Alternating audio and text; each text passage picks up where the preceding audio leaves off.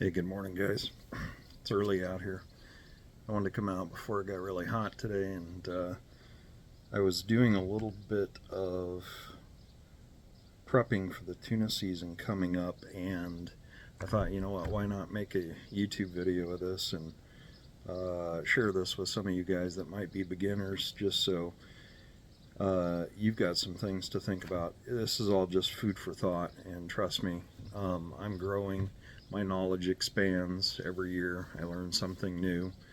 I've been captaining a boat for 7 years now. I've been ocean fishing pretty much my whole life, but there's a vast difference between being on a charter boat or a friend's boat and running a boat.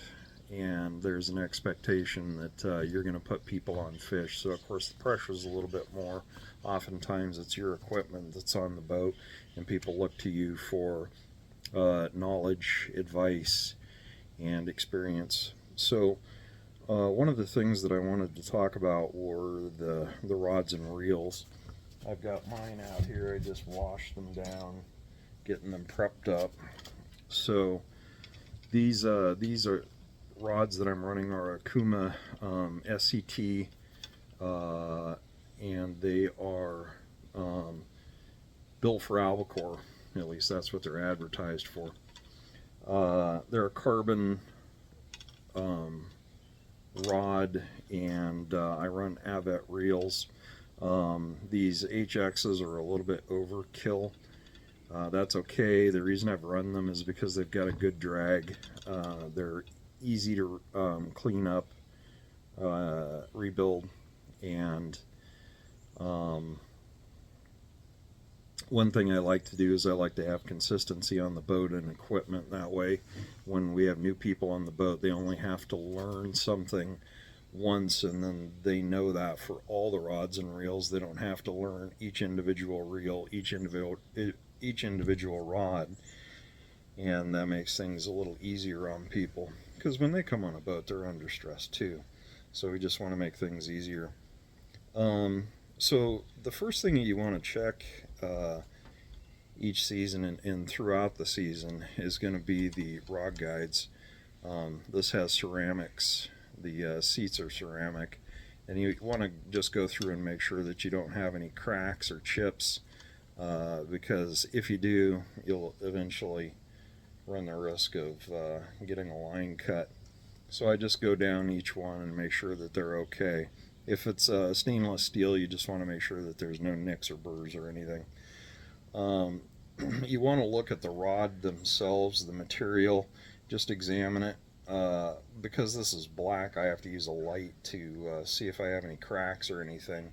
It's not only black, but it's also got a color pattern to it, which makes it hard to actually look at the material to see if there's any issues with the rod blank itself.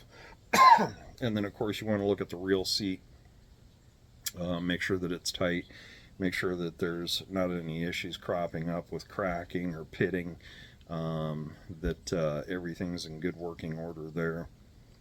For me, I run the reel clamps on all of my setups, and I can explain that in just a minute. For the reel, you want to service the reel, and for me, I fix things when they need to be fixed, not fix things just because. So if I'm experiencing an issue with a reel, I'll pull that rig out of the rotation and I'll put one in its place. And the reason I do that is so that it reminds me that I need to do some maintenance on that particular reel or rod, and then it keeps us fishing. So you want to service your reels when they need to be serviced. Like I said, for me, it's when it needs to be serviced, and I don't just do it just because every season. So before and after each trip, you want to check the condition of your equipment to see if there's any issues at all. The drag on the Avets is nice. It's consistent.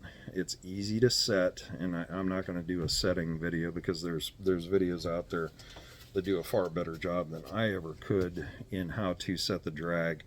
But usually what I'm doing is I'm running about 12 to 13 pounds on the strike, and that's why I don't rip the face off the tuna when they hit, because they hit like a freight train, as you know. So you want to check your drag setting, and at the beginning of each season you want to recheck that and do this consistently. The reason being is because the drag is a wear item.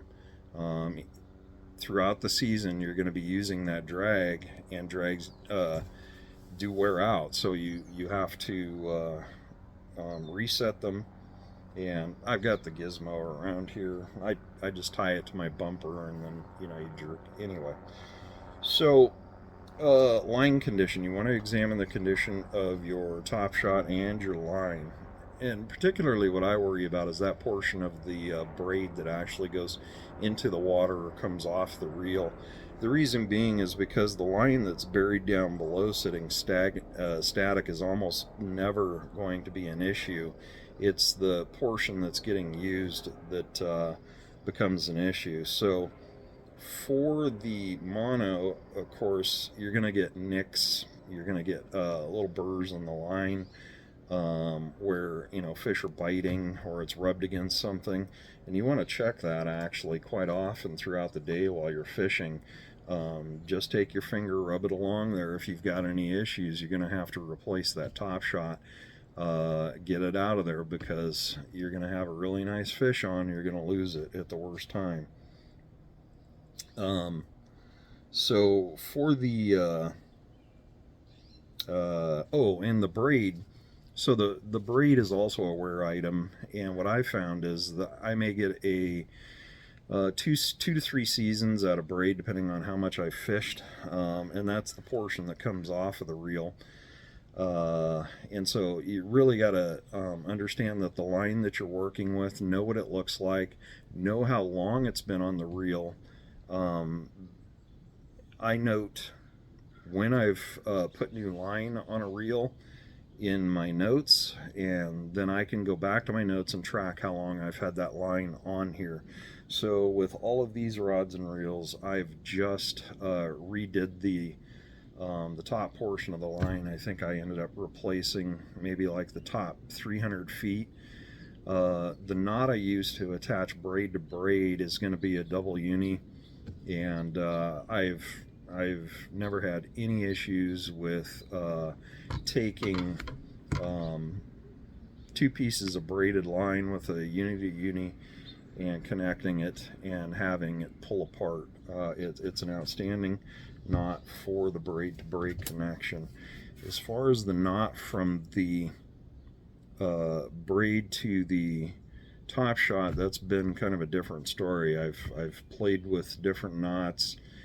The Alberto, the Tony Pina, which it's got several different names, and I finally landed on the FG knot.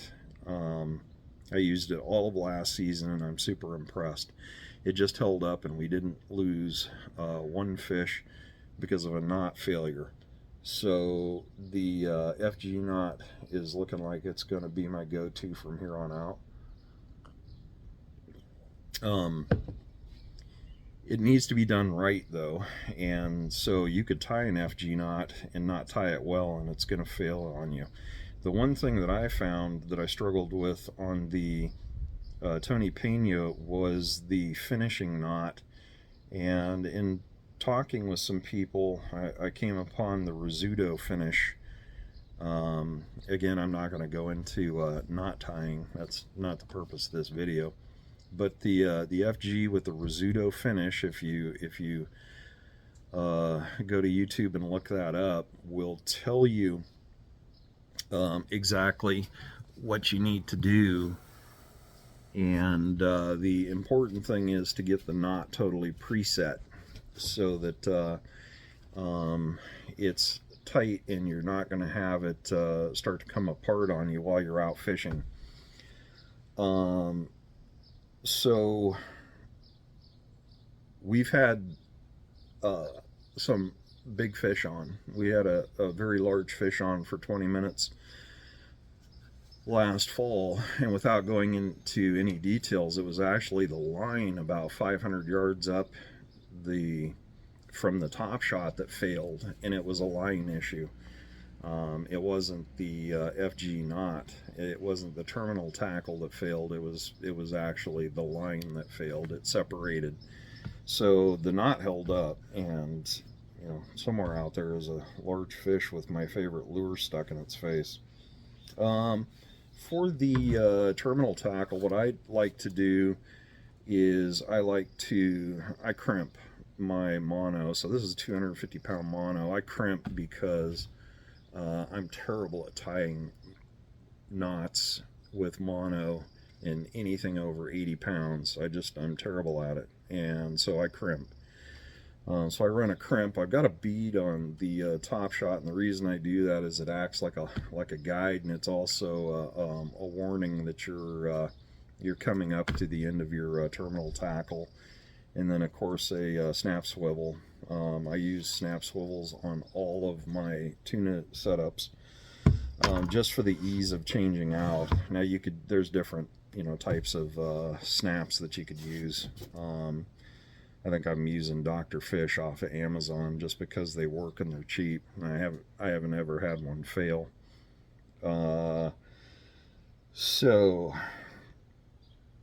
And then of course you've got your lure with a leader. I usually run 6 foot between the lure and the knot on the top of that.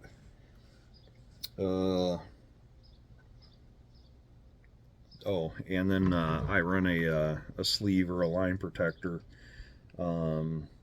It just gives a little bit more insurance that you're not going to wear through that 250-pound mono. All you do is you just clip off a section of it, slide it on, and then you make your crimp, and it acts as additional buffer so that your snap swivel is not righting directly on the mono. And as far as the boat goes, like I was talking about, it used to be that I had different colored reels and I knew which reel was which. And I've got 7 rods and reels now that we run in our trolling spread. So it's gotten to the point where I'm going to actually start numbering them. So this season is going to be the first season and I'm just going to number the reel. And I'll probably just take a sticker, number 1, number 2, number 3, and have those all set and ready to go.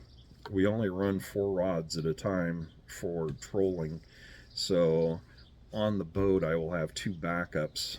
The reason that I run the backups is because if there's an issue, and you're going to have issues with the rod reel or the terminal tackle, the line, the top shot, there's going to be problems. You're going to want to quickly rotate that problem out of your spread, get a new one into the spread, and then when you've got some downtime, you can work on what the problem is, but you're still fishing. So you want to make sure that you always have the maximum number of lines that you can in the water that you're fishing. You don't want to come out here and spend all that money and not be fishing. And then also by having the numbers on there, you can in your logbook, you can track exactly what's going on, what braid's on there, what top shot's on there, when you put that stuff on there, when was the service on the rod, when was the last service on the reel, so on and so forth. It also lets you know exactly where each number was in your spread, and you should be logging that in your captain's log as well. So I'm this is going to be the first year that I'm going to actually number the reels, and just instead of saying, well, it's the silver Avet HX. I've got several that are the same color. So we talked about rotating. We talked about carrying an extra rig or 2. consistency of equipment, I mentioned that when we first started talking, and I'm a firm believer in just having one set of rods, one set of reels, that it's consistent. And the reason for that is so that, like I said, people can come on the boat, they can learn one setup, and then they've got it. They don't have to screw around with, 4, 5, 6 different reels, different rods, different rod lengths, the action, none of that. And what it does is it just makes things a little bit easier for people, reduces their stress, reduces any issues that we might have, and makes things more enjoyable. I'm a firm believer in consistency and repeatability. That way, if there's a problem, you can quickly identify the problem, and you can do that out on the water, get it fixed, and get yourself up and fishing. As far as the placement of the line in the water, I mean, that's an entire theory in and of itself. Do you fish close to the boat? Do you fish out further? We've always kind of tended to fish out a little bit further. This is a new boat for me, twin engine. It's got the Merc V6 225s on it. And so I'm still trying to figure out what the boat wants. And so we fished last season. That was the first season with the boat. I'm not sure where it's going to fall. Are we going to be close, medium? Are we going to be far out? I don't know. It used to be that I ran a 60-foot top shot with the terminal tackle knot, and I've changed things up. I've shortened my top shot to 30 feet, and what I'm going to do is I'm going to mark the line with like a neon orange dye so that I can tell how far the line is out there. I don't need to buy that really expensive line counter stuff that Power Pro makes. That's who I use for braid, Power Pro. It's, to me, it would be a waste of money if you're just running a tuna spread. So I'm going to mark the line. In the past, we just used the top shot knot connection as the judge of the distance, because like I said, we knew it was 60 feet where that knot was. My eyesight's getting to the point where I can't see the knot in the line anymore, so I'm going to have to make it a little bit more visible. So that's what we're going to do this year. And I don't think we're going to have any problems with that. I think it'll work fine. It's just a matter of being able to tell exactly where your gear is in the water, in the spread out behind the boat. And I started having troubles with that with my eyesight. Anyway, one thing I was thinking about is that I went to a high-vis yellow braid because it's easier to see in the water, and the tuna don't give a shit. They're so aggressive, they probably hit even if I made a direct connection to the lure. But I do like to run a top shot, and the top shot that I use, I think I said, was the Jinke blue, if I can get it. It's been a little hard to find lately, even at England. I run the Jinke blue, and as a second I run the clear. This stuff's clear. The reason for that is, for the high-vis yellow, is just so I can see the line in the water. Makes it a little bit easier to be able to spot where your line is out there, and you don't need to run moss green or the light blue or white or anything like that. You can run white. You'd probably be able to spot that pretty well too. As far as rod placement goes, what I was going to show you is how we've got it set up on this boat. Like I said, this is a newer boat to me, so what I've got is the Fish On Sports. They're the hard mounted bolt-on rod holders with the gimbals in there. And so when we're fishing, we'll have the 4 set up here. We've got one here, there, facing to the back, and we're getting about 6 feet of separation there between those two rods and reels. And then the same over here. The reason that we're running those there like that is we found that that's going to work best with this boat. It makes things a little bit more complicated going from a single engine to a twin engine boat.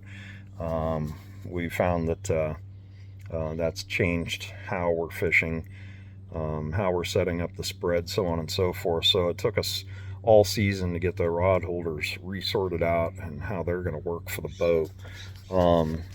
So the spares are right over here. They've got the two spares that are going to be up in the rocket launchers there. And of course, sorry about moving the camera around. As far as the leashes go, I made these here the end of last season. We were just running tuna cord, but this is 1,000-pound. See if I can get the sun out of your eyes there. This is a 1,000-pound paracord, and each one of the rods has a reel clamp on it that we'll stick the leash onto. And the reason that we're doing that is so that we're not losing our gear. So I lost a rod and reel. It was a Tuna 750 and a brand new rod that went right into the Coos Bay. A tug got behind us when we were, he actually pulled out right behind us while we were trolling, and our gear got tangled up into him, and it jerked the rod and reel right out of my buddy's hand. So we have had a couple of other instances where we just decided we were going to leash the rods and reels. There's too much of a chance to go losing your gear right into the drink. At any rate, if any rods or reels go in the water, they're gonna be leashed. So right over here, same thing. We got the leashes right there and right there. So yeah, just some things I wanted to cover with you guys, just some food for thought. If you have any thoughts or ideas, throw it in the comments and I'll take a look at that. I'm always learning myself, and I'm just sharing what I've learned over the last 7 years of skippering my own boat and putting people on fish. So good luck to you guys out there this season. Of course, like and subscribe if you like what we're doing. We're going to have some really good tuna fishing action videos this year, and looking forward to seeing you guys out on the water. Take care and be safe out there, okay?